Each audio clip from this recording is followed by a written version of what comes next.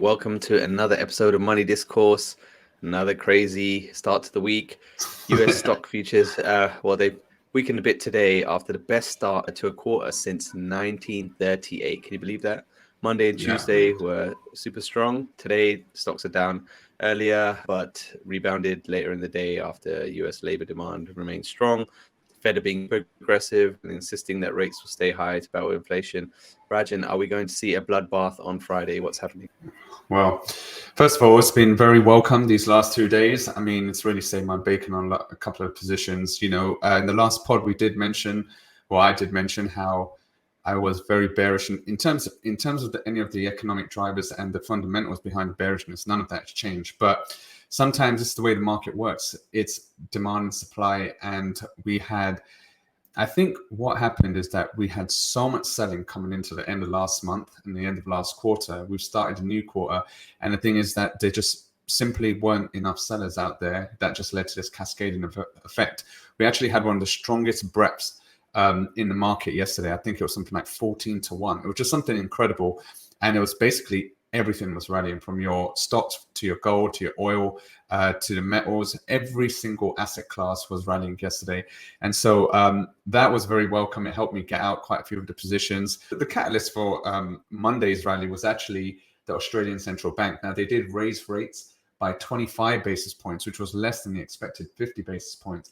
And that gave a bit of a tailwind into this market, because the market took that as a bit of a sign that central banks might now be pulling back a bit, and they won't be as hawkish as everyone is fearing right now. So that Australian rate decision really put a bid into this market, and then that provided a catalyst, and then we just kept on going up since then. But yesterday night, we actually had the New Zealand rate decision, and that was 50 basis points, which was in line with expectations, and it sort of quashed that a bit, and sort of led people to think maybe it's just a one-off with the Australian Central Bank. But we have been getting strong. The problem is, the one thing that could save in terms of this aggressive policy is having weaker fundamental background on the macro front, and we're not getting that yet. We're still getting pretty robust job numbers. You talked about the jolts. We had the ISM manufacturing this morning as well, and that came in at 208,000, which was also above consensus, and the back months was revised slightly higher as well. And so it sort of bodes well for Friday's non-farm payrolls. And the thing is that if that comes in, stronger than expected, then it pretty much takes off the table any chance that the Fed might sort of dial back on their rhetoric in terms of aggressive rate hikes. And so we might see the market come off quite a bit. But as it stands right now, quite strong action we had today. We were down quite a lot in the morning, and we rallied throughout the day, and we only ended up small down considering how much we were before. So that is positive on the bullish side. It'll be interesting on Friday what actually happens with the job numbers.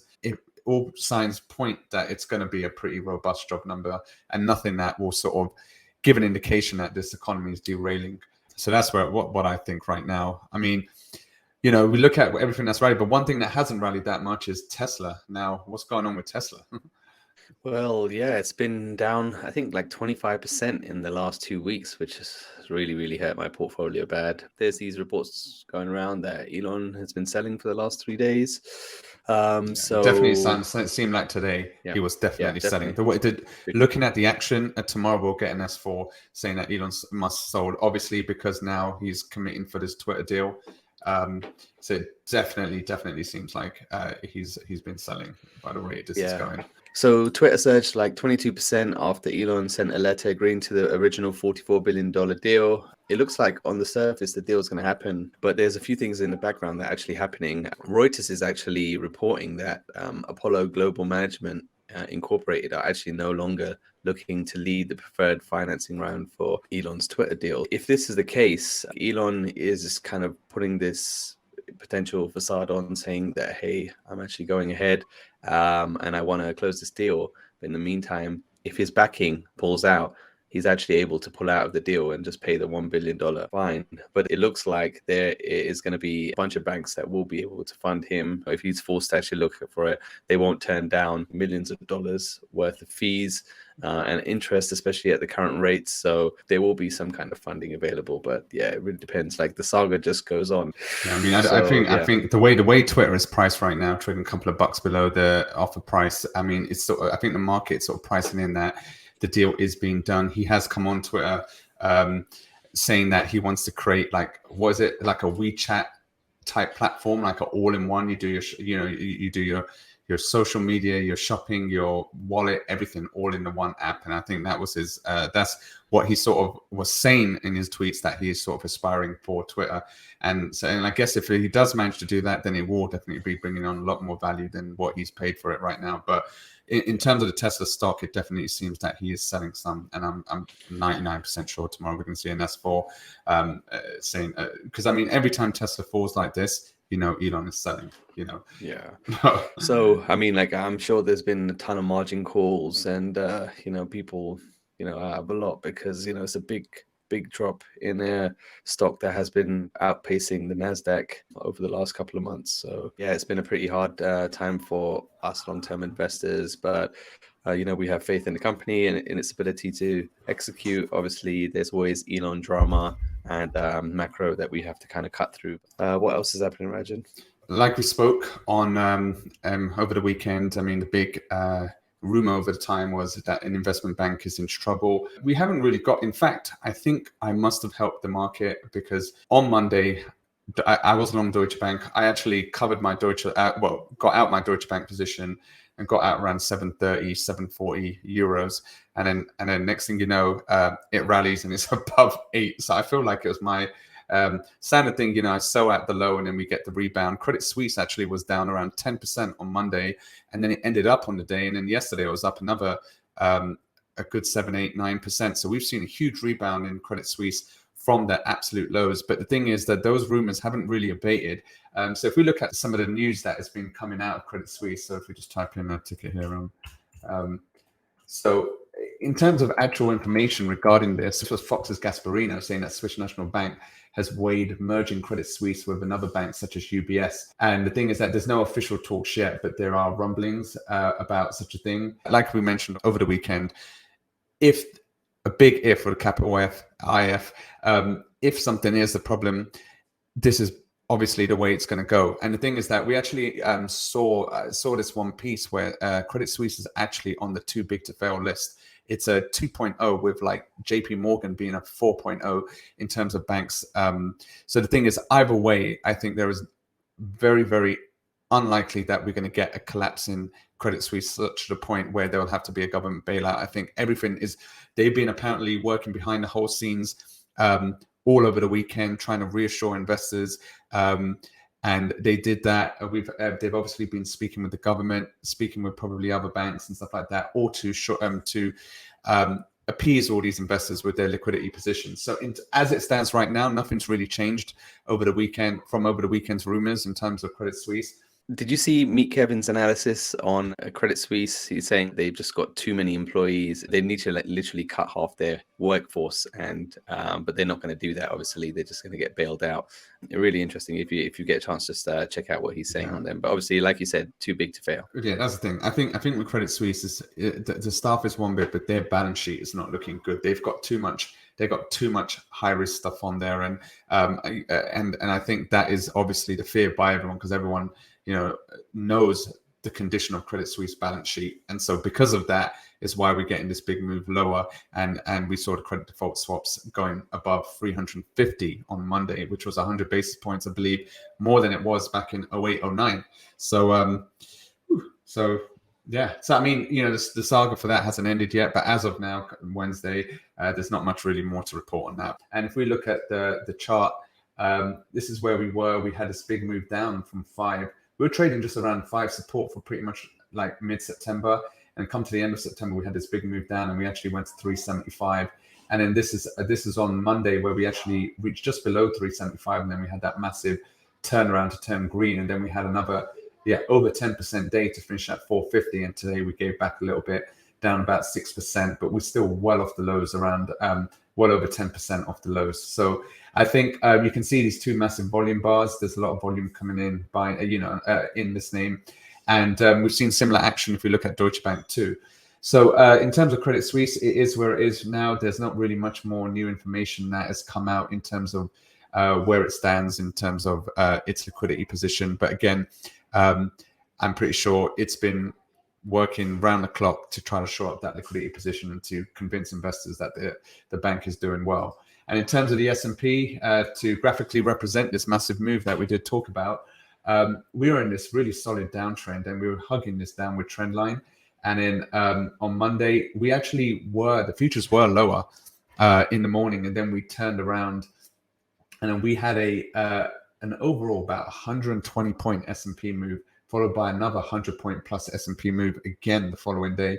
And then today you can sort of see we had a low of 37, 36, almost an 80 point range again. So we've had 3 massive days in terms of range, but we had 2 green full bars, and then we had like a pin bar over here. So here we can see a bit of, a big battle going on. But again, I think if we can get to 3,900, that would be a good point in terms of where I'll be looking to maybe take more off. I have been trimming my positions on these 2 bars. Like I mentioned, on every rally, I'm trying to take a little bit off.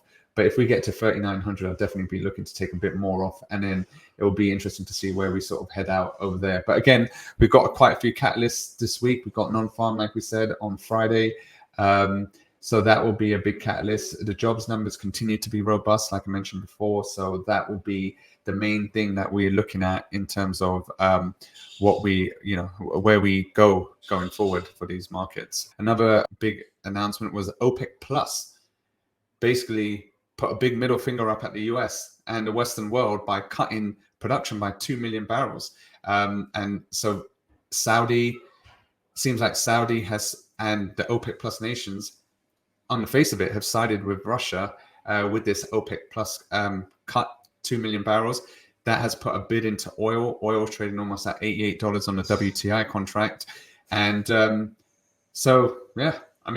I think Biden administration, the press secretary came out saying that it was a very short-sighted move.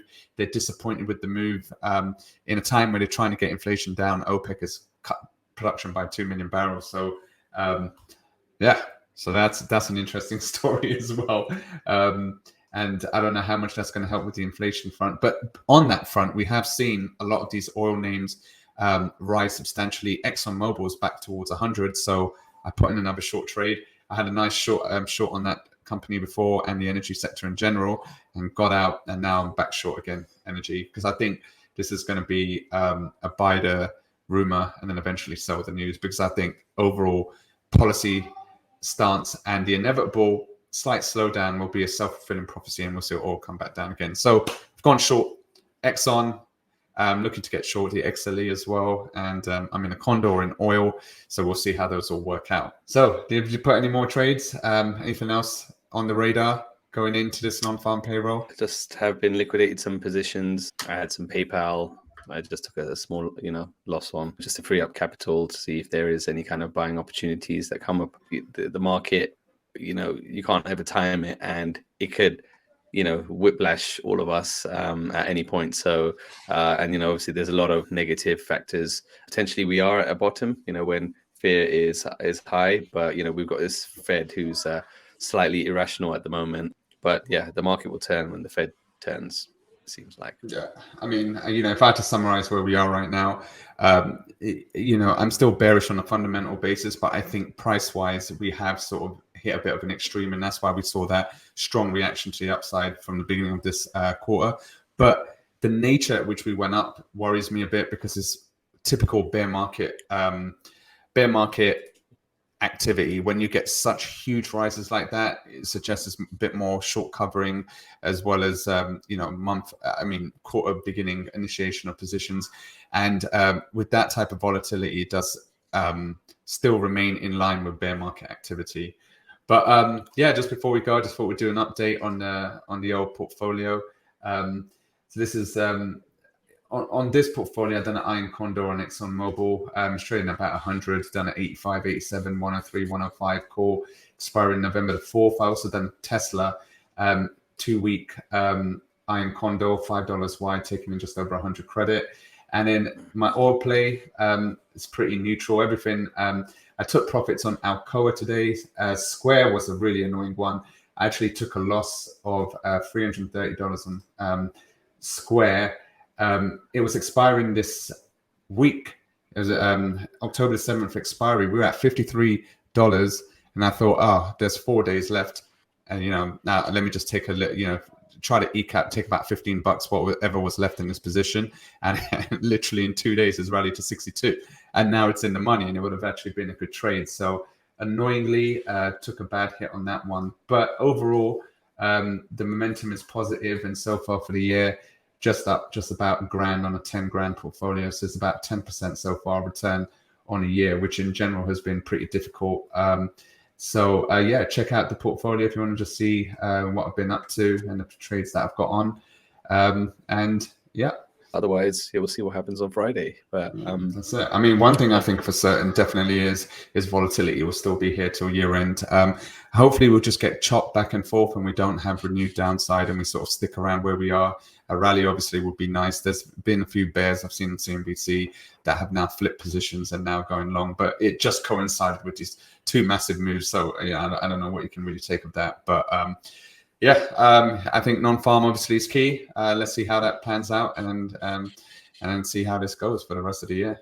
So thank you very much for watching again. Our last video has got over 600 views, so we're really happy about that, and we just need you to hit that subscribe button, please. It's free. You can just click it, and it means the world to us. So if you can get us in your subscription list, we really appreciate it. But that's it from us.